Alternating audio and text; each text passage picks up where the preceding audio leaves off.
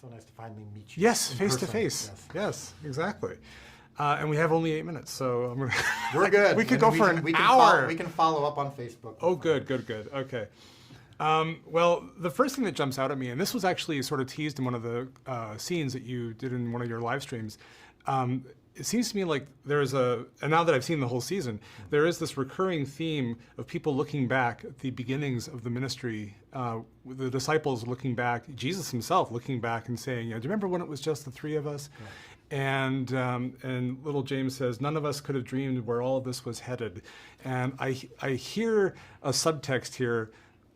You've talked in the past about some of the autobiographical elements in the show, and things like Nathaniel's backstory. Right.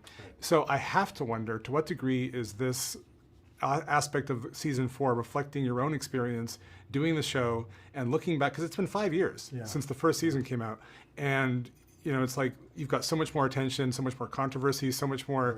I mean, there's just a lot going on now, and like.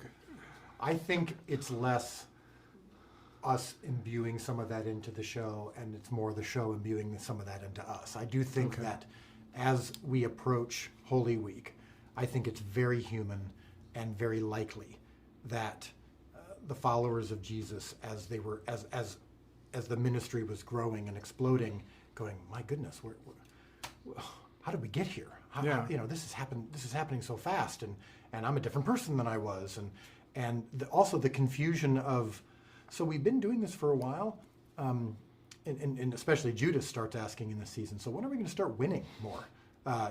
What's taking so long? And I think, and the disciples are like, I don't know. So, hey, we're going to Jerusalem. Hey, great. So big things are coming. And then it's some of our more sensitive characters, little James, Thaddeus, Mary Magdalene, who are going, I'm sensing Jesus seems not as excited about, like it doesn't seem to be like a victory parade that we're going on. He seems to be kind of getting more and more inward and more focused on his relationship with his Father. So I think that that's reflected in the Gospels, but I also, because you see Jesus weeping over Jerusalem, you see Jesus getting more and more frustrated as he gets closer to it.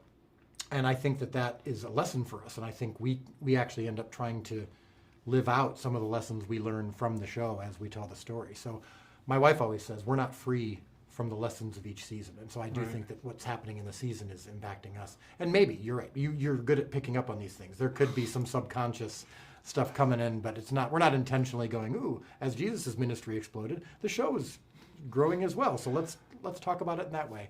I think it's kind of come via happenstance. Okay. Jesus isn't as excited as they expect, and are you still excited? I don't get excited. I get focused. People always ask me, are you having fun? Or, how's it going? And I'm like, I'll tell you when season 7 is done.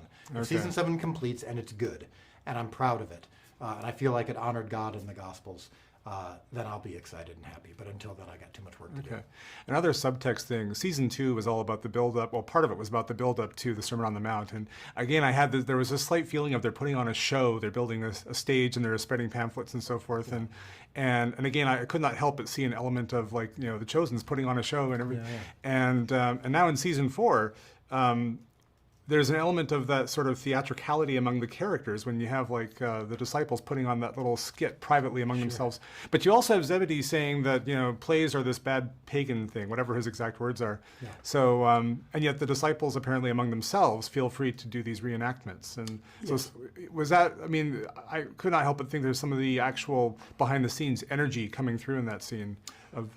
Some of that, yes. Now Zebedee's referring to the performance. The performance for audiences, and I think the Jewish people at that time were very skeptical and hesitant about arts.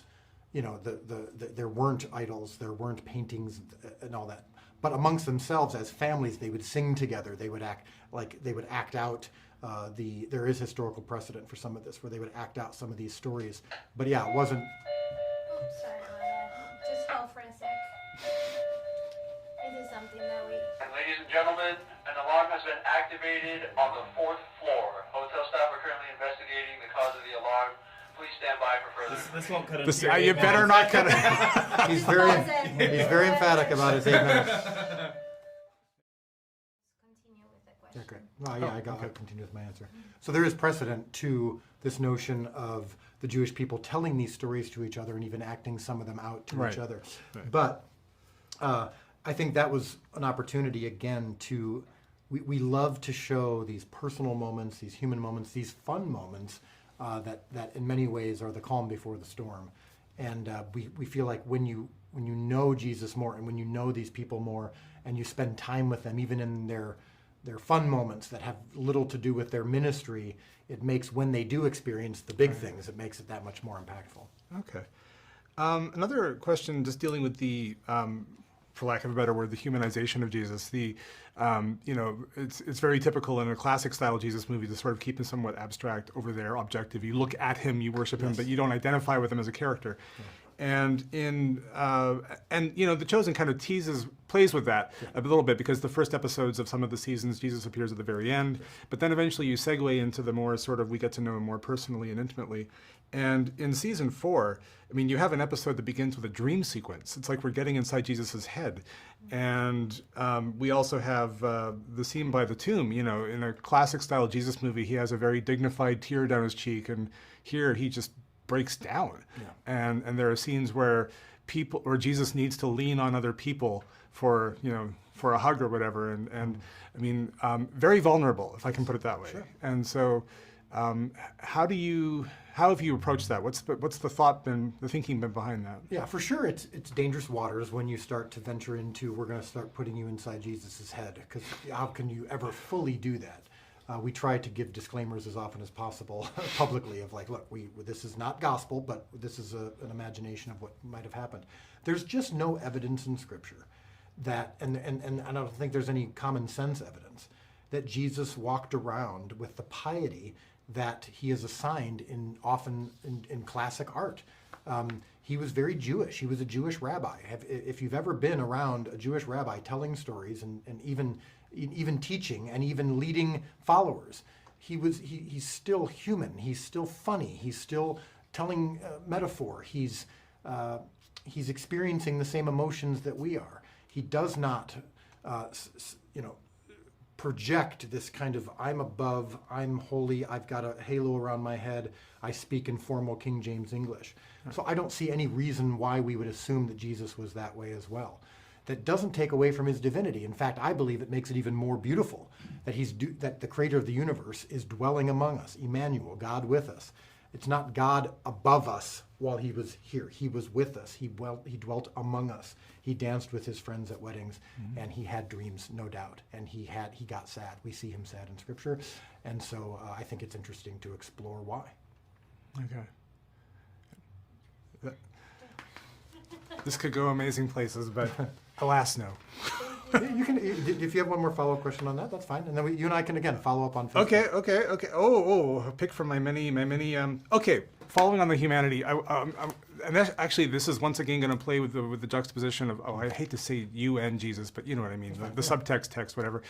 Going into the series, there's a certain aspect of, there are certain things you know are going to happen at the end, because we've all read the Gospels, we know the basic template. But at the same time, you're introducing fictitious characters. And I'm curious as to, there are some major plot twists in this season, and I'm curious as to how far in advance you even knew that some of those storylines were going to go in those directions. Right. And I'm also curious as to how much Jesus, the character, as you envision him in the series, knows what's going to happen. How caught by surprise is he? Yeah. Or caught off guard, whatever the right expression is. Yeah, there's going to be a lot of questions about that in episode 3. Did he know what was coming? So I'll answer the first one, which is yes. When we first plotted out the series, and we developed the Thomas character and the Rama character, we knew this was coming. Really? We didn't know exactly how, but we said this character allows us to explore romance in a way that we don't normally would, based just on the scriptural stories, and it allows us to process and approach death and loss and suddenness and confusion. And we also think it's a really interesting journey that Thomas can go on to where we know he's going to be. You knew that in season 1? Yes. Oh, wow. So this was not, we didn't come up with this idea just like, ooh, this would be cool. We thought it would be cool, but we did come up with it from the beginning. How much Jesus knows, that's the question that Jonathan and I are always facing on set. We mix and match. Sometimes we believe the Father granted Jesus knowledge of certain things. We don't believe he always did everything. In fact, Jesus said that. There are some things the Father knows that I don't know. So we're comfortable in that tension. I know that for some people, they'd love to see it as, we've heard the term God goggles, that Jesus always has a God goggles on where he just knows and sees everything at once. We believe it was a little more nuanced than that. As to how much he knew about what was coming in episode 3, that's for you to interpret. Okay. Yeah. I'm so glad I asked that. Thank you. Okay, good. And we'll talk more on Facebook.